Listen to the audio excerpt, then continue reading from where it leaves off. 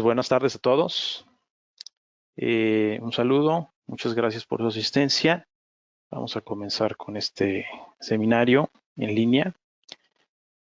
¿Por qué quisimos sacar este seminario? ¿Cuál es el objetivo?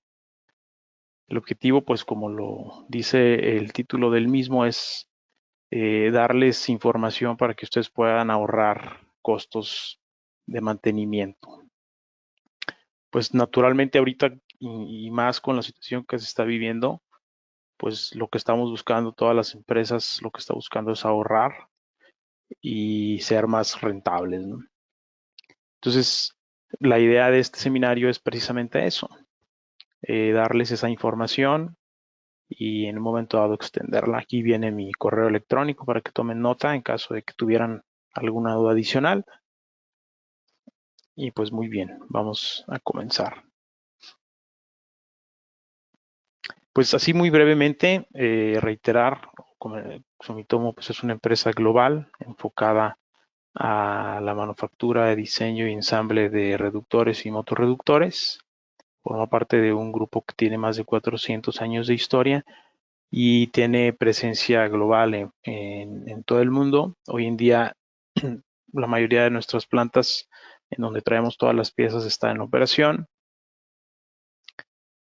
Y nosotros en México, la operación en México, tenemos 4 plantas operando en estos días.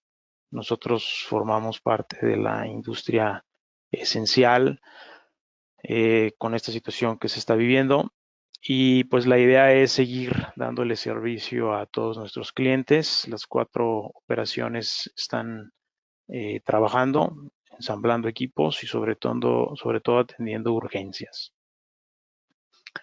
Igual el personal que los atiende comercial está a la orden y para cualquier necesidad.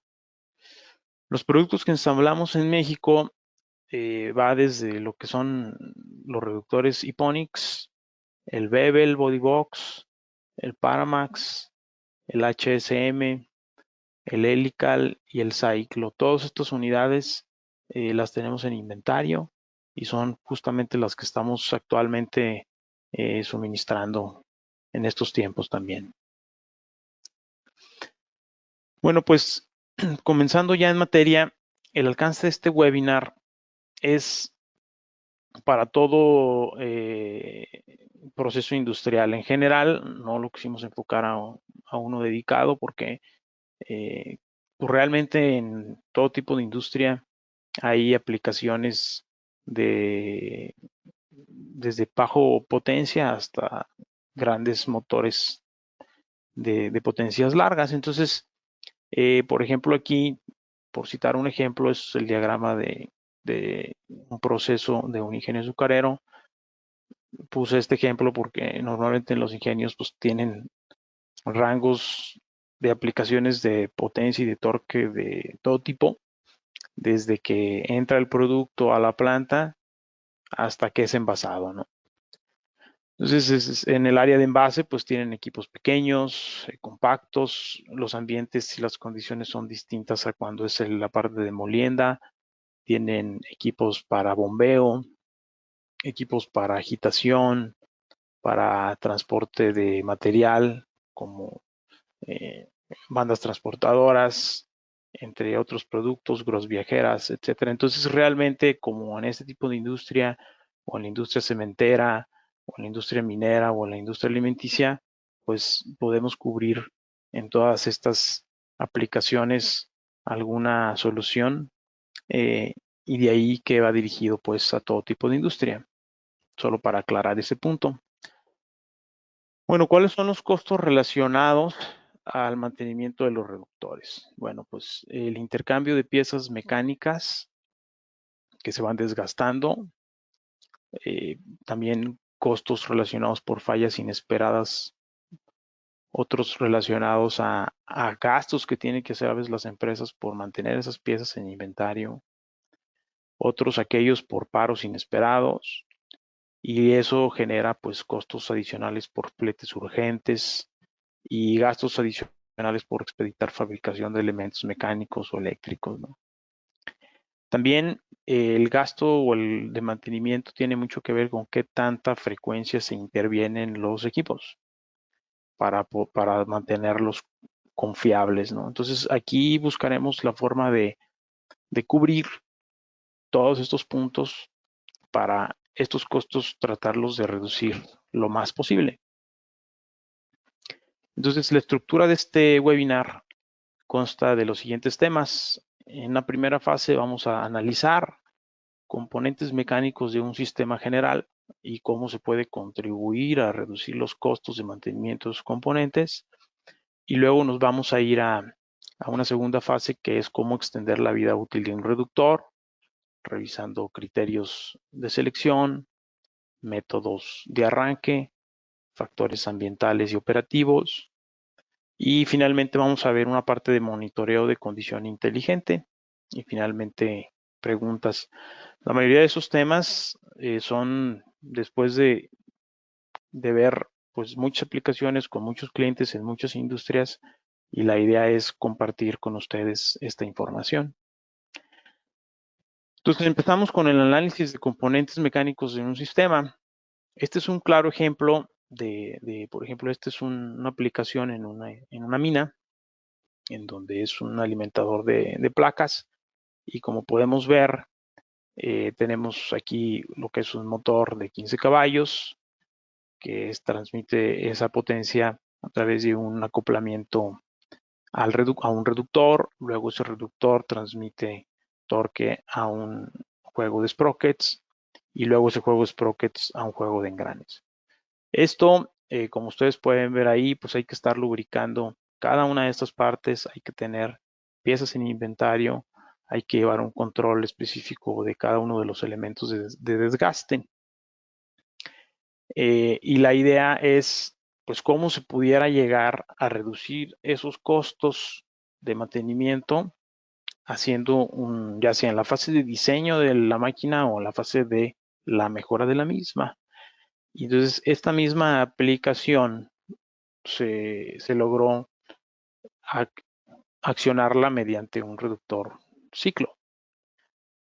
Para aquellos que no estén familiarizados con el sistema cicloidal, pueden ver ustedes aquí en la imagen cómo funciona un sistema cicloidal.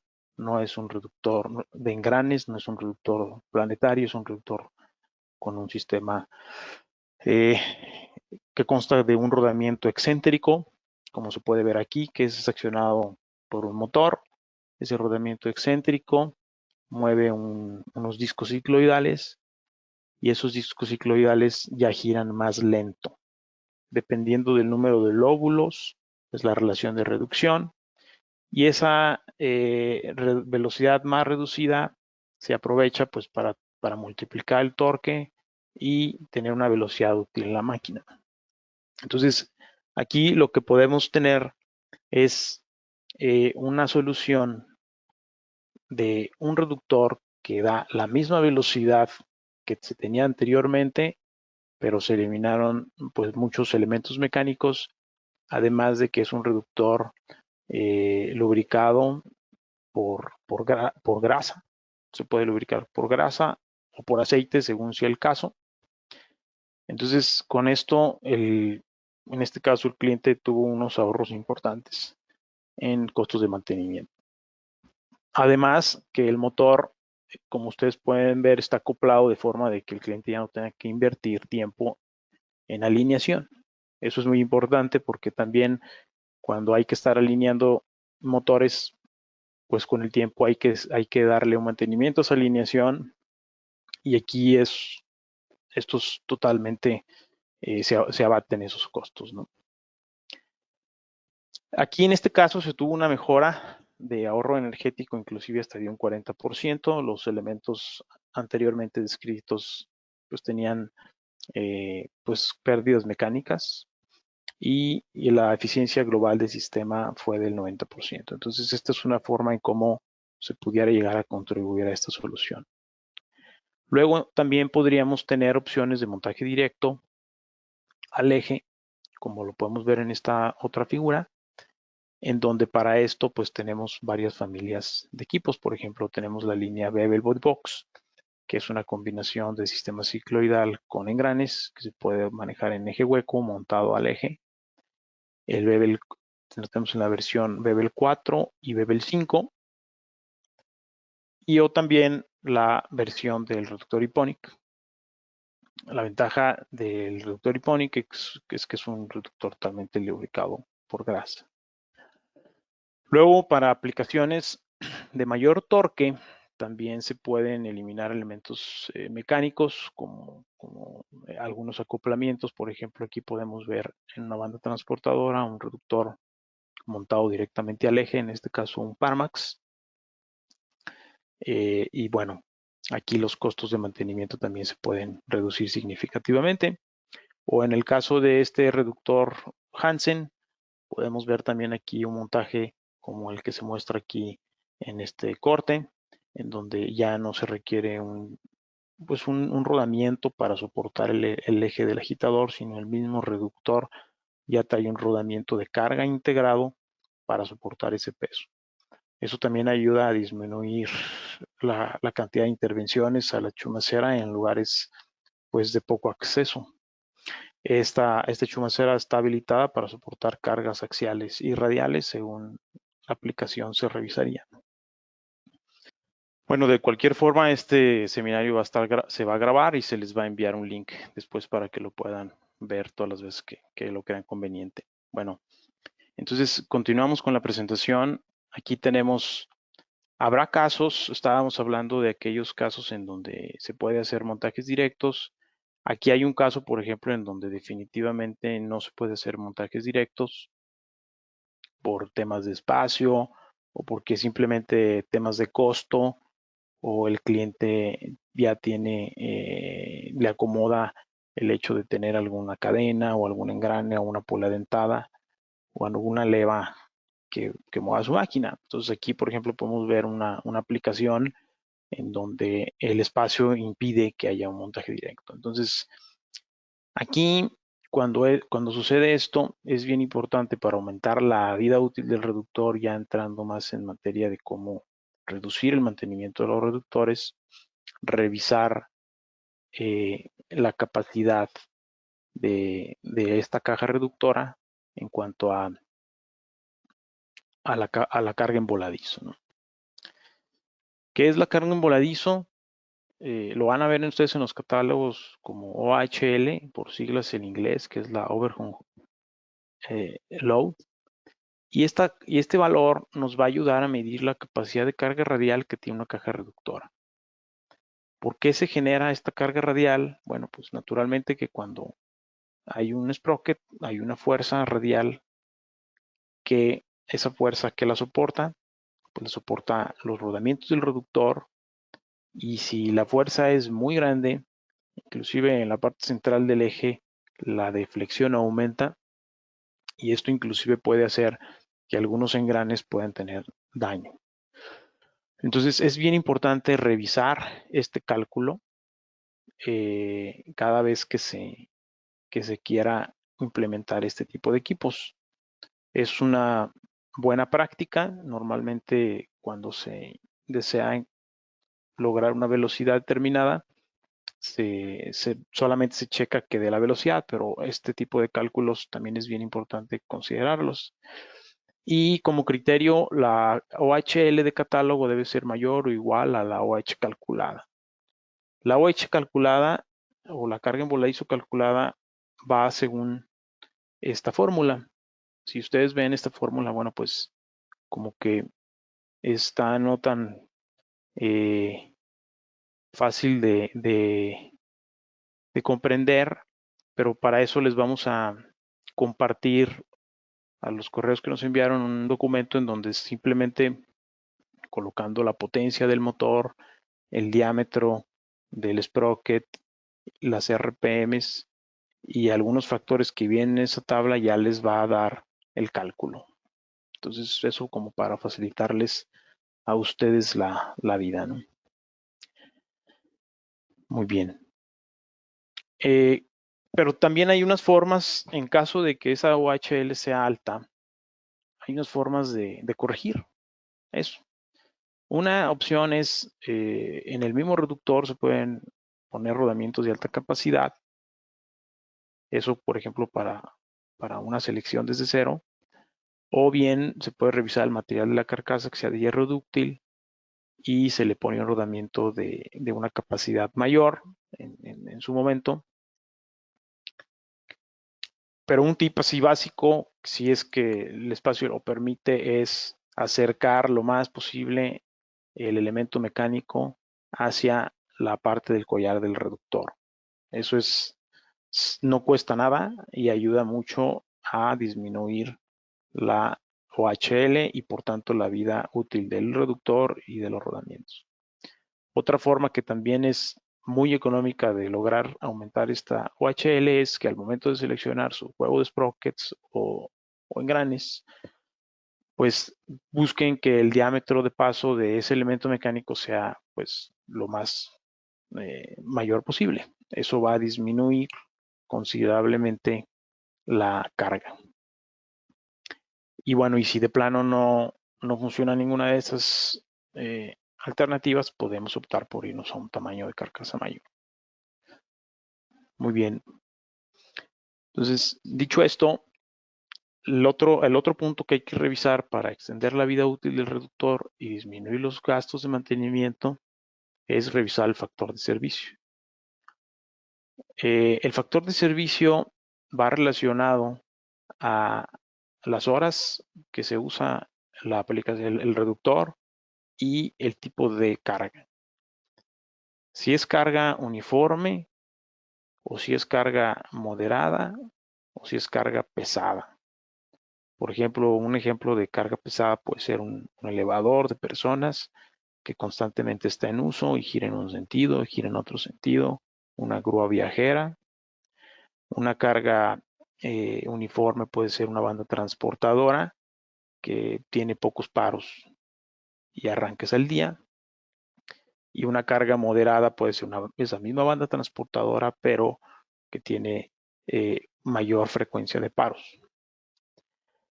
El criterio es que el factor de servicio debe ser mayor o igual a 1 según la aplicación y el factor de servicio se calcula de la siguiente forma. Son los HPs de placa del motor divididos entre los HPs de catálogo de la caja reductora y el resultado de esto debe ser que sea mayor o igual a 1 según el tipo de carga y horas. Para ponerlo ya en algo más concreto, podríamos guiarnos en esta tabla en el caso de los reductores cicloidales, en donde para una aplicación de 24 horas, en una carga moderada, por ejemplo, el factor de servicio debe ser mayor o igual a 1.5 y para una carga pesada mayor o igual a 2. Hemos visto muchos casos en donde los clientes intervienen mucho en los equipos, eso aumenta sus costos de mantenimiento porque el factor de servicio está por debajo de estos valores que sugiere el catálogo. Muy bien, dicho eso, nos vamos con el tema de los métodos de arranque. Hay aplicaciones que tienen altas inercias y cuando se arrancan directamente, pues eso trae un impacto directamente sobre los elementos mecánicos del equipo, del reductor, inclusive de aquellos elementos que mueve el reductor, como una banda transportadora o otros elementos mecánicos. Esto trae un desgaste acelerado definitivamente y aquí podemos ver en la gráfica que el arranque directo de un motor cuando arranca hasta casi con 7 veces el amperaje nominal de placa del motor por un periodo de 1.5 segundos aproximadamente. Luego también hay otro tipo de métodos de arranque, como el arranque estrella triángulo, en donde dependiendo de la conexión eléctrica del motor se puede suavizar esta curva. Luego también está el arranque a tensión plena, perdón, a control de tensión progresivo y de todas formas podemos llegar a tener hasta 4 veces el amperaje de arranque.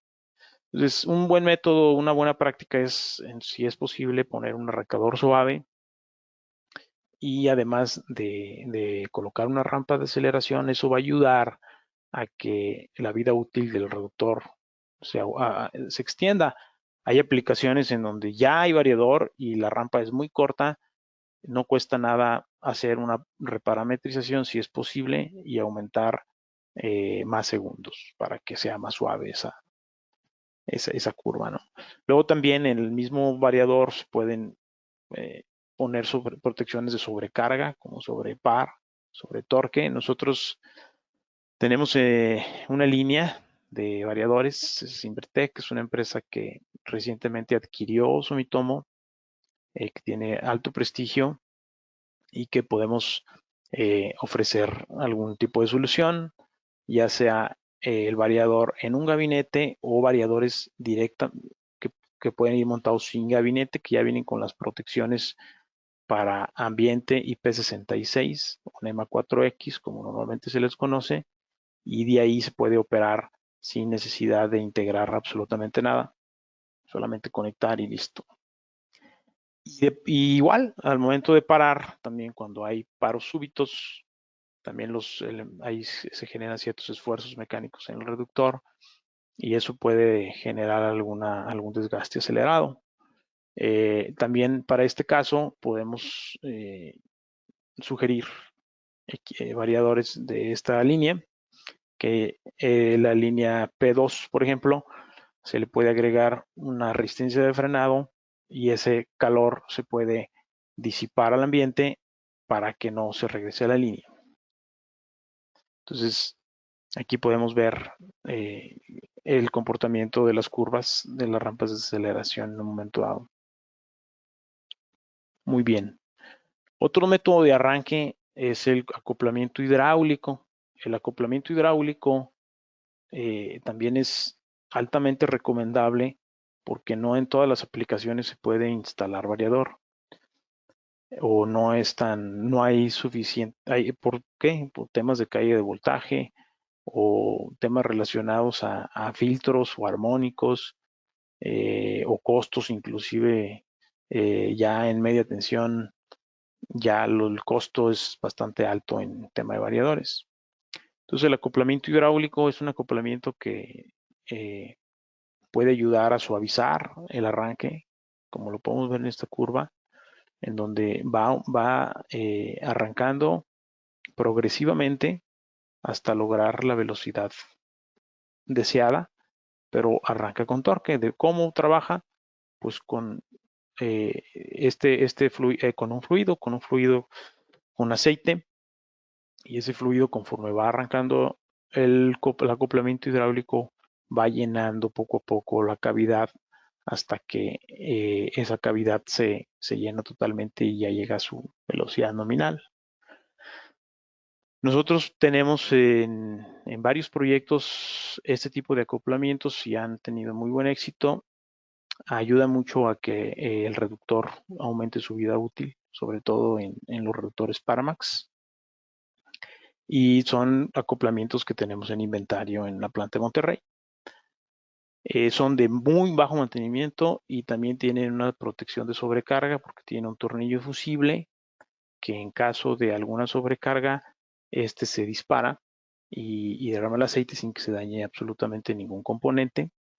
Y bueno, eso es una buena recomendación. Aquí podemos ver algunas imágenes de cómo es el montaje de ese acoplamiento. Aquí tenemos 3 imágenes de acoplamientos en reductores Hansen, por ejemplo, y en la imagen de la parte media, inclusive podemos ver que tiene un sensor que está detectando el movimiento del acoplamiento, porque en caso de que se proteja por alguna sobrecarga y que se quede sin fluido, pues dejaría de girar y daría una alerta, un aviso. Imagínense que estamos en una banda transportadora allá en un lugar muy lejano, una banda de esas kilométricas de 1 kilómetro, etcétera, pues quién se va a dar cuenta. Es un buen método de saber qué pasó ahí, ¿no? Entonces, aquí podemos ver los diferentes tipos de acoplamiento que podemos manejar dependiendo de la cámara de llenado. Se puede suavizar o extender esta curva de arranque. Naturalmente que entre más inercia, pues se debe de tener una mayor capacidad volumétrica de aceite en el acoplamiento. Pues bien, vamos a pasar a la parte de cómo afectan las condiciones ambientales y de operación. Para esto vamos a tomar un tema básico que es la lubricación. Y bueno, ¿cuál es el propósito de la lubricación? Tiene realmente 4. Uno es naturalmente lubricar, que es reducir la fricción y el desgaste entre componentes mecánicos. Otra función es enfriar, absorber el calor que se genera al momento de que se genera esa fricción y transferirlo hacia la carcasa y por ende hacia el exterior para que no se quede el calor ahí almacenado y no se degrade el aceite. También otra acción es limpiar. Mueve las partículas grandes en zonas de contacto y las lleva al cárter, por ejemplo, ahí se precipitan, o a un filtro. Y finalmente, bueno, la parte de la protección recubre los componentes y actúa como una barrera contra la humedad. Aquí tenemos una imagen en donde podemos ver en donde se puede tener una correcta lubricación, en donde aquí entre los dos elementos mecánicos podemos ver aquí unas crestas, que es la rugosidad, que en todos los elementos mecánicos, por muy bien acabados o rectificados que esté el engrane o la pieza mecánica, en el caso cicloidal, pues siempre va a tener una rugosidad.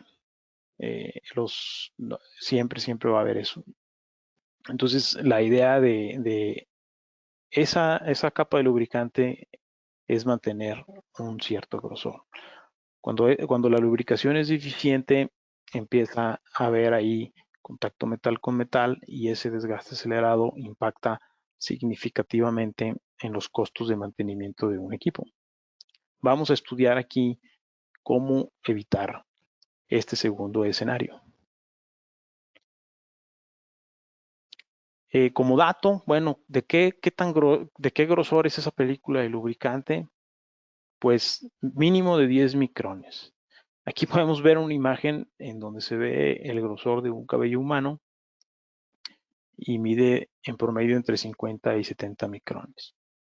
Este tamaño de aquí es el tamaño de un polvo, por ejemplo, de silicio, y es de 10 micrones más o menos, como para que tengamos una idea de qué tan grueso estamos, de qué tan, qué tan del grosor de la capa de lubricación.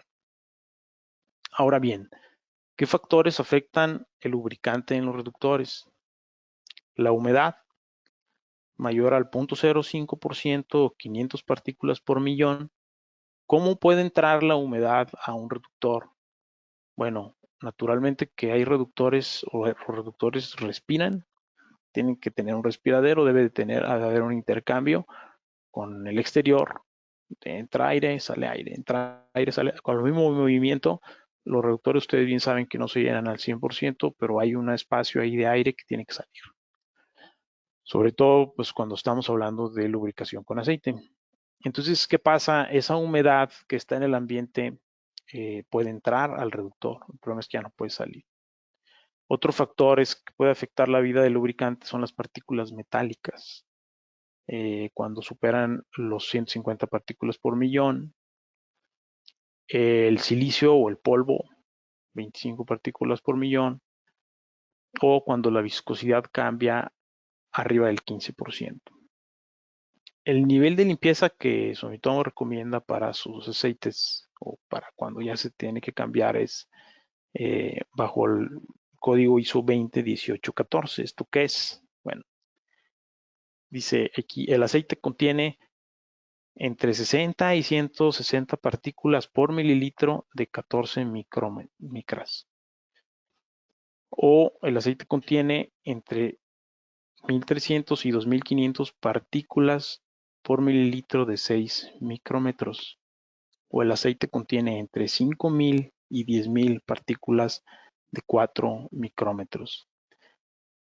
Aquí este dato es importante porque cuando ustedes en su planta hagan un análisis de aceite, el reporte del aceite, esto es lo que les va a dar. Y entonces ustedes pueden ver si ya es el momento de hacer el cambio o no. Muchos clientes nos preguntan, bueno, ¿cada cuándo debo de cambiar el aceite? Y la recomendación estándar es que el primer cambio debe ser las primeras 500 horas. ¿Por qué en un tiempo tan corto? Pues porque es un reductor que al momento de operar, el desgaste natural y algunas partículas metálicas que pueden quedar ahí concentradas, pues hay que filtrar. Entonces ya después de 3000 o 2500 horas se hacen los siguientes recambios, pero dependiendo aquí del tipo de uso. Aquí por eso se lo pongo entre paréntesis. ¿Por qué? Porque aquí depende mucho también de la aplicación. Entonces, este dato es importante porque les puede ahorrar a ustedes dinero en el tema del lubricante.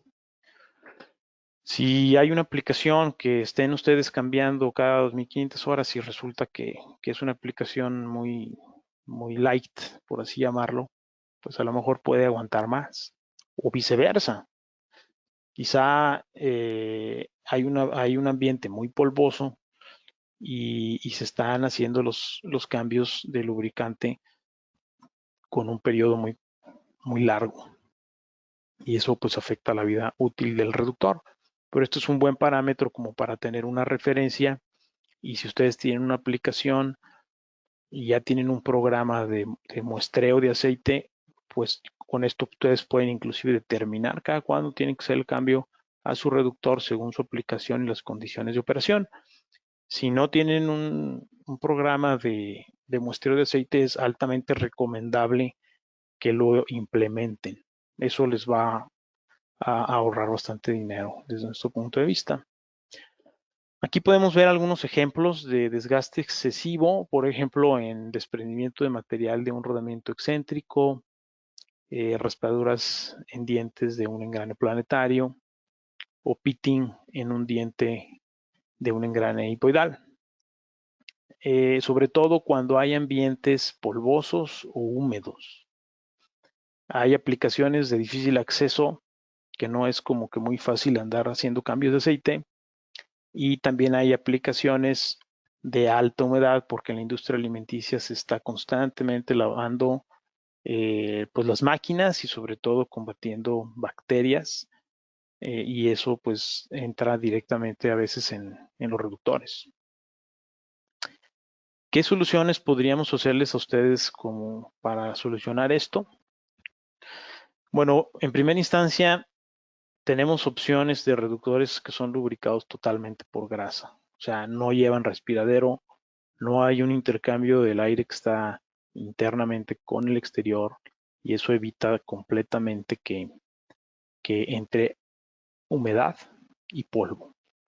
Una de las principales funciones de la grasa es tapar, entonces es como un sello. Entonces eso pues ayuda muchísimo a que sean reductores prácticamente libres de mantenimiento en donde hay que hacerle el cambio de grasa cada 5 o 7 años. En la línea Epónico se puede hacer desde 1 octavo hasta 15 caballos y de 5 a 1 hasta 1441. Luego también tenemos la línea del Fortress, que también es un reductor totalmente lubricado con grasa, totalmente sellado y además está construido su carcasa de acero inoxidable. Entonces también aquí hay aplicaciones en donde constantemente se están gastando en ensamblastear los reductores y volverlos a pintar. Entonces, esta es una muy buena opción para esas aplicaciones donde hay un ambiente agresivo que, y se puede reducir significativamente los costos de mantenimiento. Luego también tenemos el BBBH, que es un reductor muy parecido al hipónico, también empacado de grasa y se puede hacer hasta 15 caballos de 5 a 1 hasta 25 a 1. Aquí hay un error, es hasta 25 a 1. Y también el reductor ciclo, desde la caja 6060 a la 6125, todos los reductores son lubricados por grasa, absolutamente todos. y en prácticamente todos los equipos de triple reducción y algunos de doble reducción.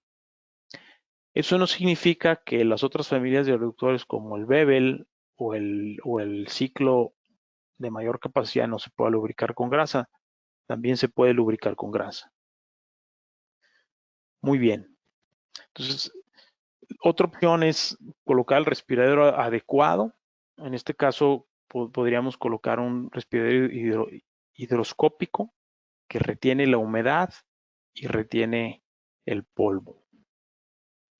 Para eso también podemos tener kits en donde ya está el respiradero hidroscópico y además una conexión rápida para el llenado del aceite. ¿Qué pasa cuando se llena aceite?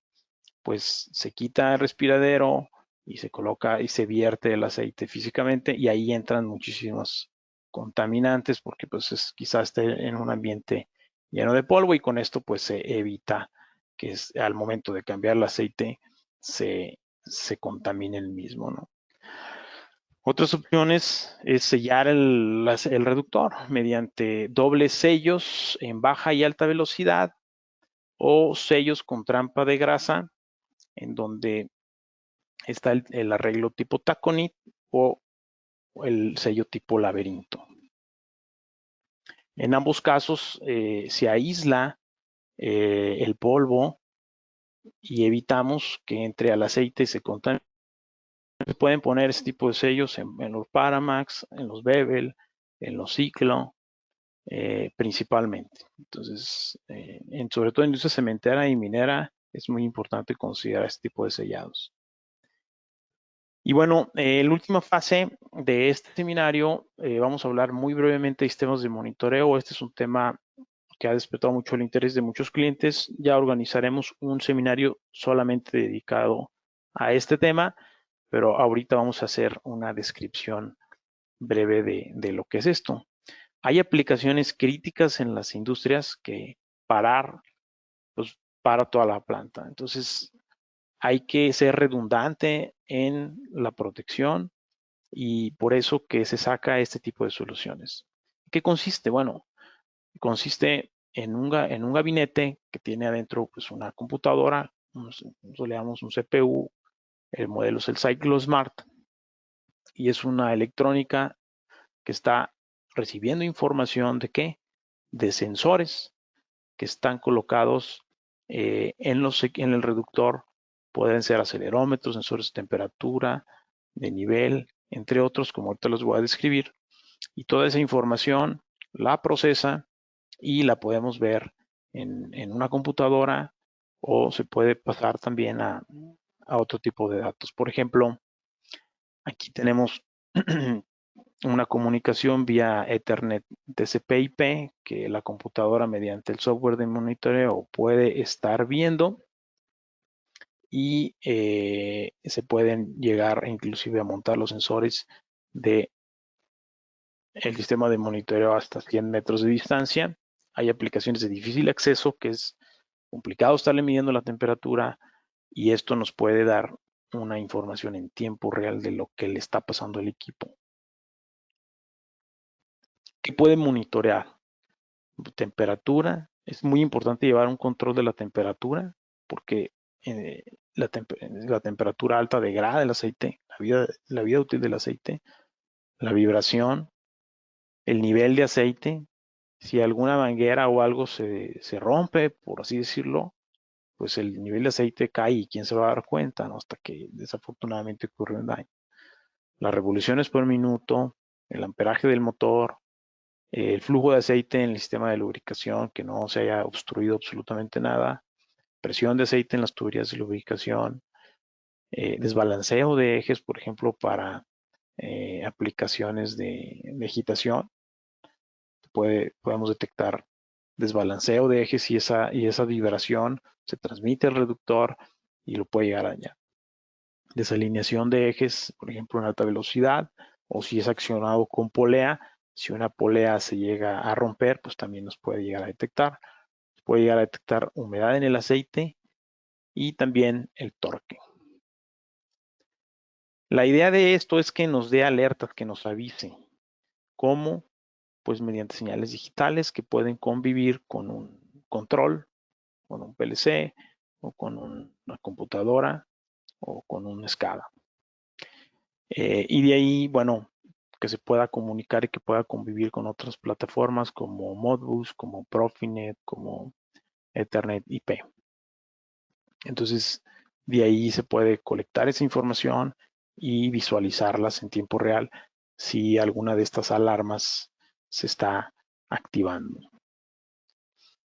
¿Cuál es el alcance? Bueno, pues se concentra todo en un gabinete montado y se puede poner alguna torreta de señalización del estado del equipo para ver si el verde está operando bien, en ámbar hay algún tema, algún problema, o en rojo de plano ya estamos en algo crítico. Entonces, incluye pues el tema de la programación, la puesta en marcha, la instalación de los sensores, la asesoría, el software, diagramas eléctricos y los acelerómetros. Entonces, con esta solución se puede llegar a ahorrar significativamente en costos de mantenimiento y en costos de paros, de emergencia o parar producción.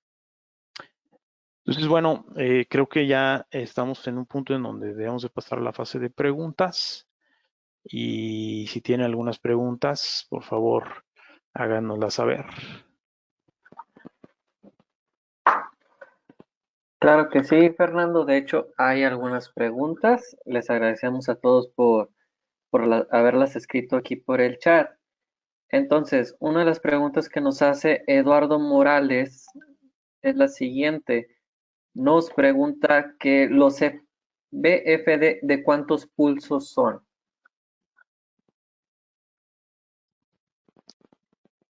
Correcto. Sí, bueno, los variadores de frecuencia que nosotros estamos manejando, hay algunos que vamos a manejarlo así hasta hertz máximos de 600 hertz o de 1000 hertz según el modelo. Y si te refieres a que necesita alguna entrada, por ejemplo, para encoder, también puede recibir esa señal para el caso, por ejemplo, del modelo P2. Entonces, dependiendo del modelo, trabajamos con dos familias, el E3 y el P2. El más completo en cuanto a retroalimentación de encoder es el P2, pero dependiendo de la aplicación podríamos parametrizarlo. Muchas gracias. La siguiente pregunta es de Sergio Gutiérrez. Nos pregunta, ¿cuál es la diferencia entre utilizar un Hyponic y un BBH y cuándo se recomienda cada uno? Claro que sí, Sergio, muchas gracias. Bueno, el iPonic está diseñado para aplicaciones hasta de 15 caballos o en promedio vamos a decir que cubra todas las relaciones hasta 1441 como máximo 5 o 7 caballos y medio. Cuando supera la aplicación o la demanda de la aplicación es mayor a esa potencia, entonces nos vamos al Bevel. Pero también el Bevel se puede hacer en aplicaciones pues de un caballo, 2 caballos. Entonces, en algunas relaciones y potencias pudieras poner o un Bevel o un hipónico.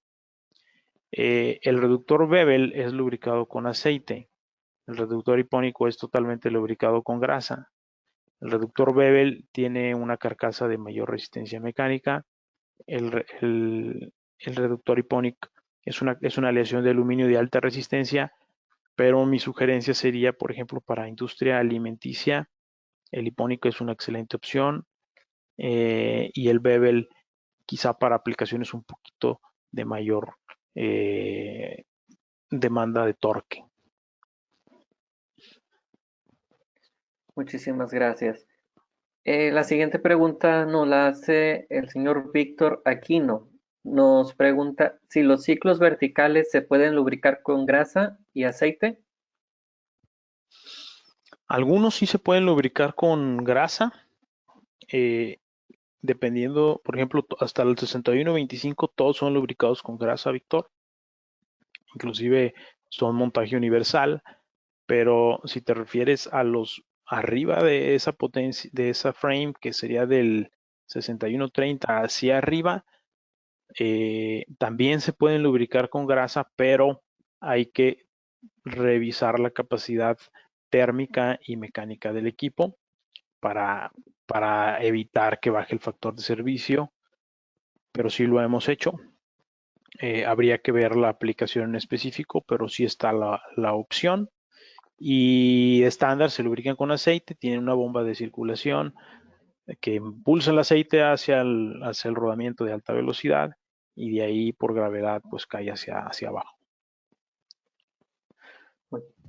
Muchas gracias. La siguiente pregunta nos la hace Iván de Jesús Ramón. Nos comenta si estos sistemas se pueden instalar en equipos ya trabajando o tienen que ser con nuevas adquisiciones. Bueno, lo ideal es partir de un análisis de históricos. O sea, detectar, un dato que se me pasó comentarles es de que estos sistemas de monitoreo almacenan información, almacenan datos, tienen una memoria ahí que puedes almacenar hasta de 3 hasta 8 semanas la información. Entonces, esa información nos va a servir para ver tendencias y lo importante es partir de datos en donde el reductor está en buena condición y de ahí comparar qué tan bien o mal está su comportamiento. La sugerencia es ponerlos en equipos nuevos o reparados por Sumitomo. En ambos casos, esa sería mi recomendación. O que tengan un periodo de uso relativamente corto, también se puede hacer la instalación. La idea es partir de datos de equipos sanos, por así llamarlo de alguna forma, ¿no? Muy bien. La siguiente pregunta nos la hace David Wilson. Dice, ¿los sistemas de monitoreo son compatibles con otras marcas de motorreductores o solo con nuestros equipos Sumitomo? Sí, ahorita solamente lo estamos trabajando con nuestros equipos porque para programar todo este sistema de monitoreo necesitamos información que solamente, pues, normalmente tiene el fabricante del reductor. Entonces es importante tener toda esa información para poder hacer un buen diagnóstico o una buena programación. Entonces ahorita de momento solamente lo estamos ofreciendo en nuestros equipos. Gracias. Nos pregunta el señor Jaime Barradas, ¿el copio hidráulico puede instalarse en trabajos verticales? No, no se recomienda instalarlos en trabajos verticales por la misma naturaleza de la operación, que estos van trabajando, va llenando la cavidad mediante una fuerza centrífuga. Entonces, si quisieras instalar algún equipo en una aplicación vertical y te interesa meter un acoplamiento hidráulico, te recomendaría meter un reductor con un eje vertical en baja velocidad a 90 grados en ángulo recto para que horizontalmente tú puedas montar el acoplamiento hidráulico. Gracias. La siguiente pregunta nos la hace el señor Jacobo de la Cruz. Nos pregunta si el sistema o paquete de monitoreo CPU aplica solo para un equipo o pueden integrarse a más de uno. ¿Me puede repetir la pregunta, Inam? Sí, nos pregunta si el sistema o paquete de monitoreo aplica solo para un equipo o pueden integrarse a más de uno. Ah, muy buena pregunta. ¿Se puede integrar a más de uno? A todos los que sean necesarios. Con una sola, vamos a llamarlo CycloSmart o CPU, podemos analizar la información de 4 acelerómetros. Entonces, a veces, si queremos, por ejemplo, monitorear 2 reductores cicloidales, con uno se pueden monitorear los dos. Pero tiene la limitante de que tiene 4 entradas de acelerómetro y vamos a suponer, se recomienda poner un acelerómetro en los que son los discos cicloidales, por citar un ejemplo, en el ring gear housing. Si son 2 etapas, pues uno por ring gear housing. Si es simple reducción, pues entonces sí te puede alcanzar inclusive para 4 reductores. Gracias. La siguiente pregunta nos pregunta Ángel Carrillo. Si un reductor está diseñado para operar con grasa, ¿puede ser reemplazado por algún otro de aceite? Si está diseñado para lubricar con grasa, pues ya no se recomienda lubricarlo con aceite. Habría que ver el caso de qué tipo de equipo es. Si tienes un caso en específico, me puedes mandar un correo y revisamos. Hemos hecho algunas excepciones, pero sí habría que ver ese caso en específico. Gracias. Igualmente, Iván de Jesús Ramón López nos vuelve a preguntar, ¿qué alcance tiene la señal? Esto para ofrecer a minas y en equipos Paramax que tenemos, que ya se tienen ahí instalados. Sí, bueno, hazte cuenta que el sistema de monitoreo se, se instala cuando menos a 100 metros de distancia del reductor. ¿Qué es lo que te recomendamos? Bueno, pues buscar un punto medio en donde podamos conectar los acelerómetros del reductor al sistema de monitoreo y del sistema de monitoreo se comunica vía Ethernet a un cuarto de control. Entonces, pues realmente, pues ya el cable Ethernet puede ser hasta de 1000 metros. Entonces sí hay bastante flexibilidad en ese sentido. Hasta ahorita no hemos tenido un tema de limitación por eso. Muchísimas gracias. La siguiente pregunta nos la hace el ingeniero David Berumen. Para el cálculo de torque en elevadores con contrapeso, ¿cómo calcular el frenado mecánico para seleccionar el modelo de freno? Ok. Bueno, pues ahí tenemos dos escenarios. Uno en donde levantas con carga, pues, y, y otro en donde está en vacío. En donde hay que calcular el tema del freno, sobre todo es cuando la carga, vamos, está en vacío y lo que hay que frenar ahora es el contrapeso, ¿no? Entonces, con la diferencia entre el peso de la carga y el contrapeso, vamos a decir, sacamos un peso equivalente y con eso podemos calcular la potencia demandada. Y básicamente para el tema del freno, por ejemplo, nos basamos en la potencia del motor. Si se tiene que meter un variador, el frenado dinámico ayuda bastante y el freno mecánico siempre se sugiere o siempre más bien es mandatorio ahí por tema de seguridad, pero ayuda bastante el freno dinámico del variador. Los variadores que mostramos en las filminas ya tienen un circuito de freno dinámico integrado y además se le mete una resistencia de frenado para disipar ese calor. Entonces el variador ayuda a frenar y al final el freno mecánico del motor entra y termina el proceso de frenado. Muchísimas gracias, Fernando. La siguiente pregunta sería de Héctor Saldívar Bertut. Dice en, en su empresa en Cananea se tienen equipos Paramax 9090 en el área de molinos y el cliente tiene un sistema IMX de SKF para monitoreo de las chomaceras. Pregunta si este sistema de monitoreo de Sumitomo se puede adaptar al sistema de SKF. Eh, Más bien lo podríamos adaptar a los reductores, pero definitivamente te va a dar un resultado positivo. Conozco el sistema IMX que mencionas. No conviven entre ellos.